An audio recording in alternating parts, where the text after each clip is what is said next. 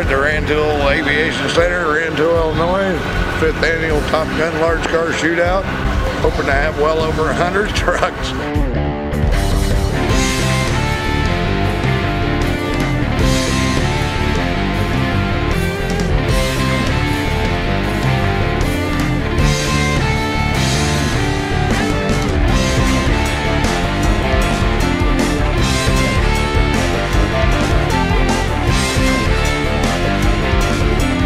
Actually, this is the last one that's in running condition in North America at the time. Everybody asks me if that's a sleeper. Yeah, it is. It really doesn't have a name. Freightliner calls it the Denny Dimwit sleeper.